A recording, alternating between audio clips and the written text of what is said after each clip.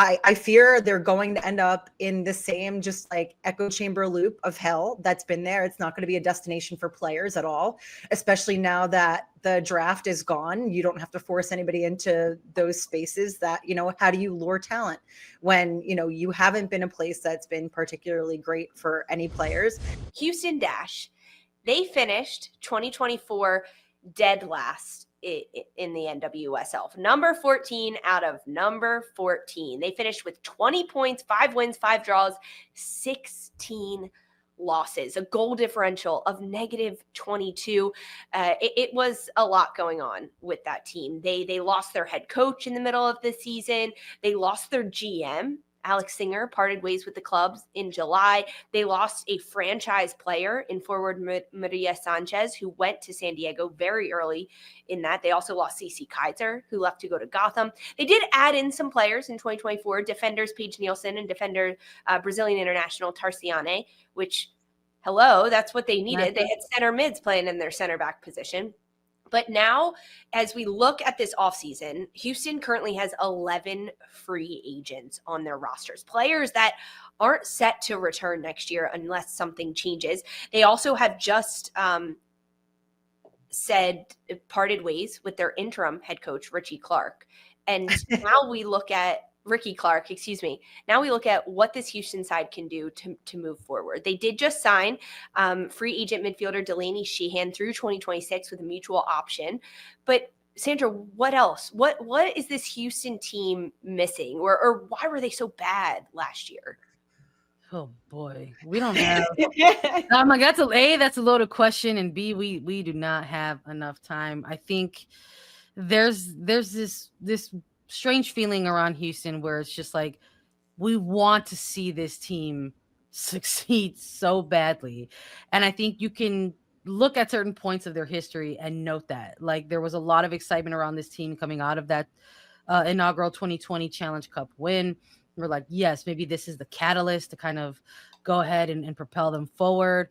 They took a little bit of a dip, but they found themselves in, making their first ever postseason. It's like, yes, excitement around that, but there's been so much just unstable culture around this franchise that you can't really look in one area and say, this is where the problem is, or this is where it needs to get resolved, because it's such a wide spectrum. And I think for a lot of people, it's not so much the roster of talent, but it really is maybe from the top down. I think when you really speak to people who are invested in the Dash, who are, whether they're, just season ticket holders or longtime supporters, they want to see this franchise clean house. So, I mean, we're talking from club presidents to GMs, head coach. These are things that they want and or need. So as far as what's going to happen in front of them, they technically have their club president right now in O'Neill, but who is going to be that general manager? Are they going to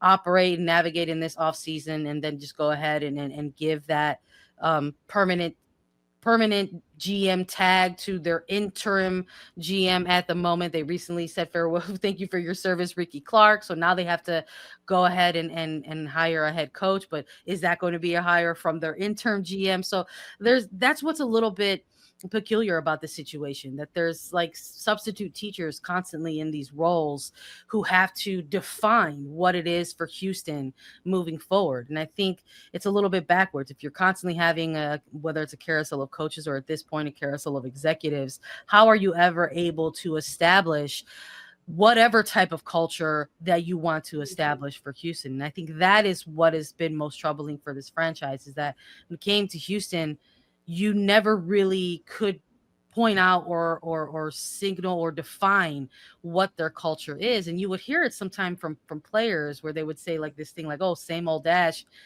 and kind of maybe try to use that as like a rally cry. And yet at the same time, that's actually quite sad that like that is what your players are trying to latch onto and hold on to and kind of use that as a motivating factor. So there's a lot of things here. And like I said, we've only got X amount of minutes to run this down. So thanks for teeing me up first, I guess. Christine, what about you when you think about this Houston team, especially in 2024? One, I think it's really generous of you, Lisa, to say that they lost their coach mid-season, because in all reality, Fran Alonso was gone after a few matches, unofficially. I think that already put them in a completely horrific position, and it continued to spin out from there. We saw them start the season with like makeshift back line due to injuries already. They repaired some of those issues. We saw the late signing of Zoe Matthews, who's super young, who debuted in October, which I think, if that's an indication of where the Dash are thinking, like go younger, move forward, like that's great. But if they don't fix all of the issues in the front office, I fear they're going to end up in the same just like echo chamber loop of hell that's been there. It's not going to be a destination for players at all, especially now that the draft is gone. You don't have to force anybody into those spaces that, how do you lure talent when, you haven't been a place that's been particularly great for any players? We saw Maria Sanchez arrival and immediate run from the club, which I think that was indicative of a lot of stuff that we didn't know was going on that early on this past season. I think they need to reinvigorate the whole squad. And also, like, maybe this isn't a hot take, but if the barrier for entry for expansion sides continues to rise higher and higher to make it harder to qualify, and there's many teams that want in the league, then there should be that level of expectation, if not the fear or at least threat of a fine for teams that don't continue to maintain their teams in various measures should be in place. Yeah, interesting. That's a very interesting take on it. There's also this, this is like opening up a whole other conversation, but teams that want to be expansion teams, like, can you buy out another franchise and relocate? Right. There should be, that's a conversation that should be starting. Because if you're not doing a service to your fan base, to your community, to your club, the bare minimum standards should be maintained. And barring that, it should open up a broader conversation where, hey, a Denver wants in, a Cincinnati wants in, a Cleveland wants in. Who's more deserving? Like Austin, Soccer City, Atlanta, Soccer City. There's too many sort of people gathering around just because women's soccer is now a great investment opportunity. You know what? Give them the opportunity. If you can't hack it, and we see this revolving door of investors, even for Houston, nobody seems to be taking this franchise seriously. The league deserves better, and it should demand better. One of the things that our co-host on A3, Darian Jenkins, says a lot about Houston is that this field is one of the best fields in NWSL. She loves it. She loved playing there as a player, but the environment didn't necessarily match the field.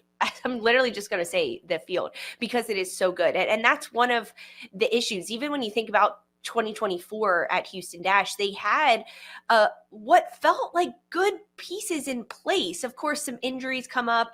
A lot of players were out on maternity leave, I think like 2 or 3 from Houston. So that obviously changes your roster. But then you bring in a head coach like Fran Alonso, and I don't think he's a bad coach. He knows football. He understands tactics. However, he didn't know the NWSL. He didn't know it at all. And he was trying to implement a system, especially at the start of this season, with players that it didn't necessarily fit a 3-back and saying, we're going to stick with this until we get it right. You can't do that if you don't have the right personnel in those positions to absolutely dominate in a 3-back. Plus, NWSL is so transitional, and you have to be ready for that. He was a little bit too stubborn in his coaching tactics and what he wanted to do, not necessarily playing with the cards he was dealt, meaning the players that were available week in and week out to play the game, putting them in the best positions to succeed. There are a lot of free agents right now in the NWSL, and we are going to continue to talk about them through this offseason and even a little bit more in this episode. But Houston Dash needs to take a serious look at those free agents and try to get some of them. Now, that's an impossible task when you don't have a head coach. As a player, I'm not sure I would want to go somewhere where I have no idea the style of play, the Hell no. along with them. They also don't even have a full-time GM that can offer distinct contracts and say, this is what we can guarantee you and promise you in a contract. Now, they've already got Delaney Sheehan. That's a huge get for their midfield, because when we knew we were going to have this conversation, the midfield was the biggest section of the pitch for me that Houston needed to shore up. And now they've done that with Delaney Sheehan. In a perfect world for me, Houston Dash would also pick up free agent Kristen Hamilton, a forward who has been at Kansas City.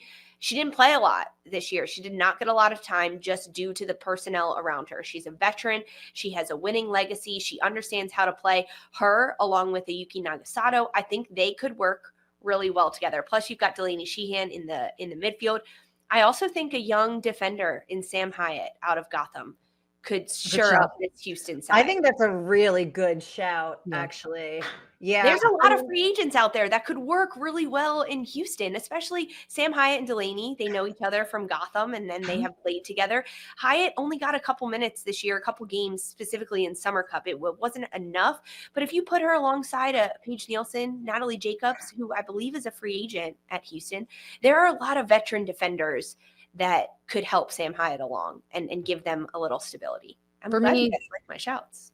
For me, Delaney is a massive pickup. I think, in my opinion, probably one of the top midfielders on the free agent list this year. So the fact that they went out and got Sheehan, on a contract, I think is huge for Houston. And I think there's plenty out there that they can continue to do.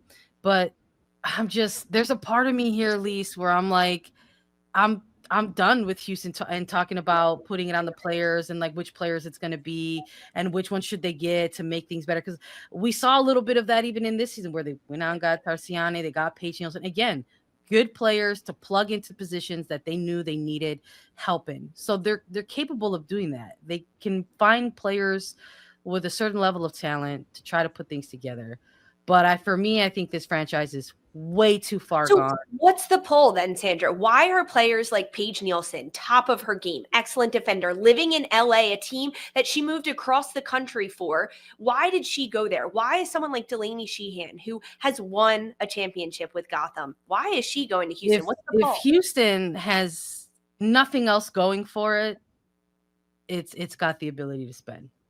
And that's all I'll say on that. And I'm not saying that sometimes for some players, it's about a couple of things. And it's about making sure that you get a contract that you feel is worthy enough of your talents. And sometimes it's that number one combination with getting time on the field. And if there's something that Houston can offer players, it's money on a contract.